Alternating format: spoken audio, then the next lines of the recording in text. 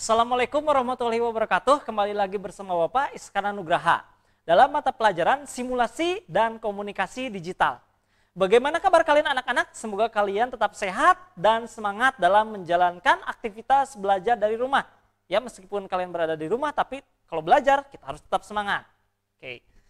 Pada kesempatan kali ini kita akan membahas tentang kewargaan digital. Ya, kewargaan digital. Di sini Bapak akan menampilkan Digital Growth Indicator negara Indonesia, negara kita ya, yang diambil datanya pada bulan Januari tahun 2020.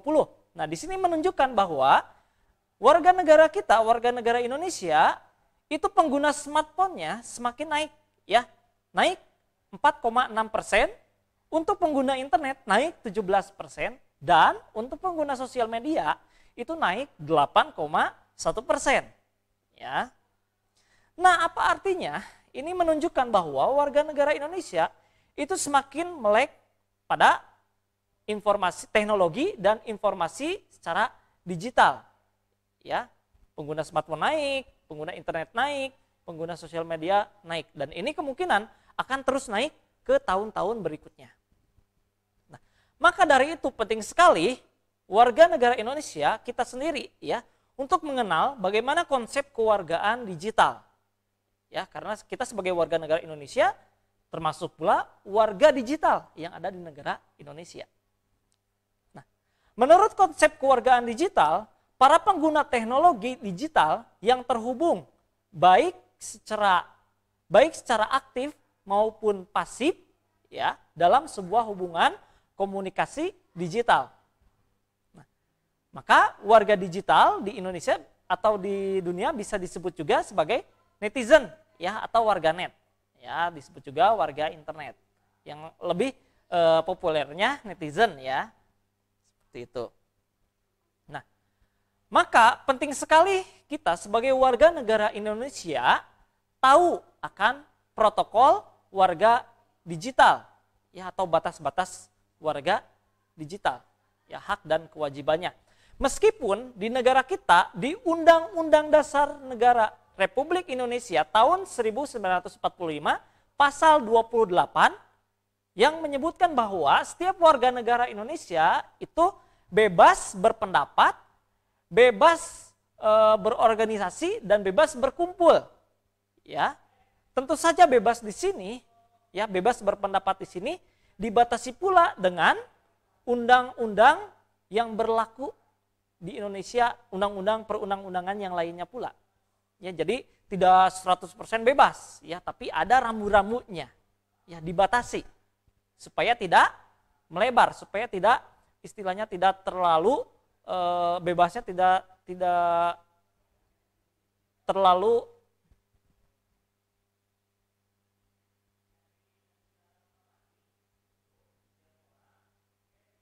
supaya bebasnya tidak terlalu bebas gitu. Jadi masih ada rambu-rambu dalam berpendapat atau dalam berkomunikasi, ya. Nah, maka penting sekali Bapak kalian ya sebagai pengguna internet, pengguna sosial media taat nilai, norma dan hukum. Ya, di sini kita berbicara tentang Undang-Undang ITE atau Informasi dan Transaksi Elektronik. Ya. Dan juga nanti kita akan membahas internet safety yang akan kita bahas pada pertemuan selanjutnya. Jadi kita akan membahas satu saja dulu, ya. Taat nilai, norma dan hukum, ya, dalam kurung Undang-Undang ITE. Yang pertama yaitu kita tidak boleh melakukan perundungan atau yang disebut juga dengan bullying. Nah, dampak bullying secara digital ya, ini akan mengakibatkan terganggunya psikologis dan mental bagi yang dibully. Ya. Perundungan atau bullying ini ya tidak diperbolehkan oleh para pengguna internet.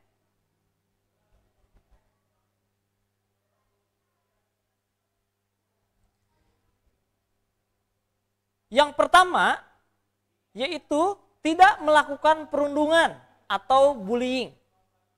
Ya, bahasa kerennya bullying. Tentu saja ini dilakukan di media sosial atau di internet, ya. Nah, apa akibatnya? Ya, dampaknya sangat buruk sekali ya. Karena bisa mengakibatkan terganggunya psikologis dan mental bagi orang yang dibully. Ya. Maka penting sekali bagi kalian atau bagi Bapak ya, sebagai pengguna internet untuk stop bullying atau perundungan. Ya. Selanjutnya, kita tidak boleh menyebarkan berita bohong ya, atau disebut juga hoax. Ya. Nah, berita bohong atau hoax ini makin gencar ya terjadi di dunia digital. Nah, bagaimana supaya kita sebagai pengguna internet tidak serta-merta percaya dan patuh begitu saja terhadap berita yang bersebaran di internet. Ya, bisa diindikasikan dengan berita bohong. Yang pertama yaitu kita harus membaca beritanya secara utuh. Ya, jadi tidak boleh membaca setengah-setengah, secara parsial. Kalau ada clickbait, kita harus membaca utuh, tidak boleh sebagian. Ya. Karena kalau sebagian belum tentu yang lain, informasi yang lainnya itu bisa kita terima. Ya. Yang kedua, teliti sumbernya. Kalau sumbernya yang terpercaya, oke lah, kita bisa mempercayainya. Misalkan media-media yang sudah terkemuka. Contohnya detik.com, kompas.com, TV One, Media Indonesia, dan lain sebagainya. Yang terpercaya, akuntabel, dan transparan. Ya, itu bisa kita mempercayainya. Tapi kalau situs-situs sumber yang tidak terpercaya, misalkan yang bertebaran di Instagram, akun-akun yang ada di Instagram, di Twitter, ya, dan lain sebagainya, itu kita tidak boleh percaya begitu saja. Ya, jadi pastikan sumbernya terpercaya. Yang ketiga adalah cari data pembanding. Ya, jadi jika ada informasi dari satu portal berita, kita harus membandingkannya dengan berita yang lain, dengan situs yang lain, dengan akun yang lain, supaya kita terhindar dari berita bohong atau hoax. Ya. Maka penting sekali bagi kita ya menjadi pembaca yang pintar, yang cerdas, yang meneliti terlebih dahulu, ya, yang mengevaluasi dan menganalisis terlebih dahulu isi sumber dari berita tersebut, dari informasi tersebut. Ya. Selanjutnya, kita tidak boleh menyebarkan ya kebencian, fitnah, penistaan, dan pencemaran terhadap nama baik, baik itu kepada personal, ya, simbol negara, organisasi, maupun institusi negara. Ya. Banyak sekali kasus-kasus yang sudah Bapak sebutkan tadi, ya, itu sudah terjadi di masyarakat kita. Ya. Ada orang yang menyebarkan kebencian, ada orang yang menista, ada orang yang mencemarkan nama baik personal seseorang. Nah, itu hukumannya bisa sampai 4 tahun kurungan penjara dan denda maksimal 750 juta. Ya. Maka di sini penting sekali bagi Bapak pribadi dan bagi kalian ya, sebagai siswa, sebagai pengguna internet harus lebih cerdik, harus lebih taat, dan harus lebih berbudaya dan bertata krama secara digital. Karena bertata krama dan berbudaya secara digital dan secara nyata itu harus sinkron. Tidak boleh misalkan di dunia nyata kita baik, di dunia digital kita menjadi pribadi yang tidak baik. Jadi harus sinkron. Ya, harus mencerminkan pribadi dan karakter bangsa di negara Indonesia yang berbudaya ketimuran. Ya, seperti itu. Karena ini ancamannya sudah diatur dalam undang-undang ya, undang-undang ITE. Ya, seperti itu. Selanjutnya, kita tidak boleh membuat dan menyebarkan konten-konten yang berbau kekerasan, berbau ketelanjangan atau keasusilaan atau istilahnya pornografi ya atau porno aksi dan korban pembunuhan atau kecelakaan. Misalkan begini, kalian menemukan adanya korban kecelakaan misalkan. Terus kalian memfoto korban kecelakaan tersebut. Ada darahnya, ada yang berbau sadismenya. Nah, terus kalian menyebarkannya. Nah, itu tidak diperbolehkan. Ya, karena selain bisa menyakiti hati keluarga dari korban tersebut, ya, itu juga tidak boleh karena termasuk ke dalam Undang-Undang ITE. Ya, jadi jika ada konten-konten berbau pornografi, berbau kekerasan, berbau pembunuhan dan kecelakaan, itu kita tidak boleh men-share dan membuatnya. Ya, tidak boleh seperti itu. Nah,